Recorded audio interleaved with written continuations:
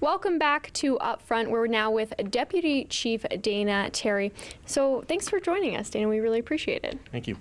We'd like to learn a little bit about you first and how you got involved with Lethbridge Fire and Emergency Services. Well, I've been in emergency services for about 25 years.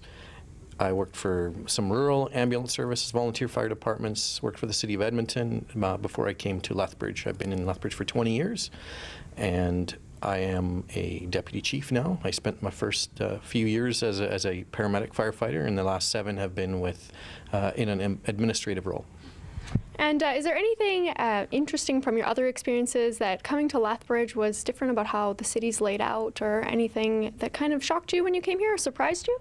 I don't think there's anything that really shocked me.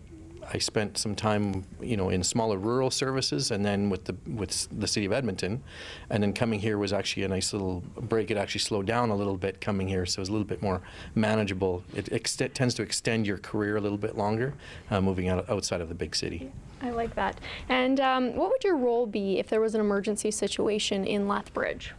So in my current role, I assume one of the on-call positions with the city, with the administration's team that we have here, the other deputy chiefs and the chief.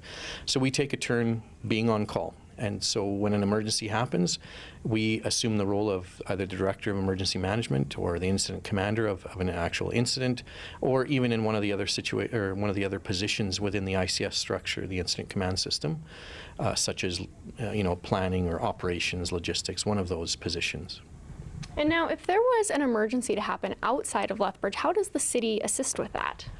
Primarily, if we were requested to be a part of that team, that's what we would wait for. We would wait for the request, which has happened before. If it's in the county, we would depend on the county we would work closely with the county, and they would request us, or they would request assistance of whatever type that they need, and then we would respond to that request. And in your experience, what is the best way that residents can prepare for an emergency situation?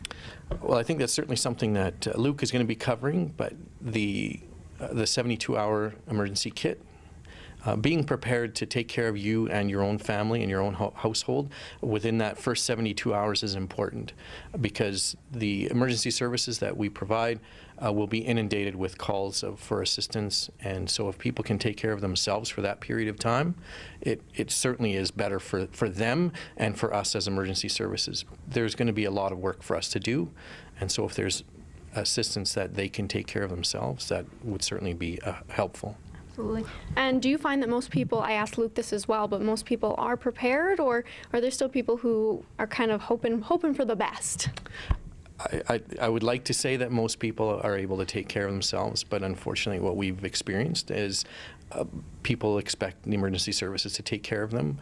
So there are things that they can do to better prepare for those instances. That's what we would like to see, and that's what we're working on, is to help people prepare. That's what the Red Cross does. There's emergency kits available. There's media items that come out for information so that people can be prepared. And can you think of a recent example where there was an emergency and what steps emergency services took in that situation? Well, we've had earlier this spring we had another incident where we had the water emergency. Similar to a few years ago, we had one before where the water quality was not there. We were having some challenges with that, and a similar incident happened this spring. And so, importance for people to have a water supply and to be able to take care of themselves. We've had power outages, we've had snowstorms, items like that. We've had fires in the past as well, and so it's important for people to have something prepared for them if they need to leave their home. In Fort McMurray, we see that people didn't have fuel in their vehicles, and so vehicles running out of gas halfway outside the city, those are things that sometimes we don't really think about but are important. Absolutely. And a recent example was the fire out in Waterton. How involved was the city with emergency services in that situation? Well, the city did send resources to that fire, and specifically to the town site of Waterton. That's where our crews were sent. We sent an engine with manpower, as well as a large pump for pumping water to fire apparatus. And so those are the crews that we sent out there. And we touched on before about preparedness and how prepared we think people are. Were residents in that situation ready for evacuation if necessary? Well, I believe the parks and the province told people that there was going to be an evacuation. I'm not sure exactly how much time they gave them, but I mean, I would assume that they were given time to gather their important belongings and to be prepared to leave. And then when they gave the actual notice that yes, we need you to leave, that they were ready for doing that. It totally depends on how fast the fire is moving. When do they think it's coming? Certainly, as emergency planners, we want to make sure that we give people the amount of time that they need.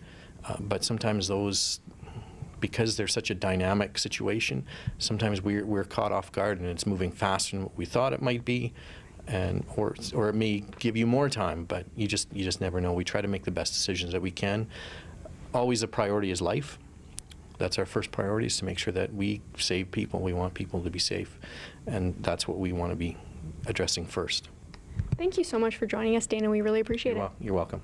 Luke will be joining us again after the break.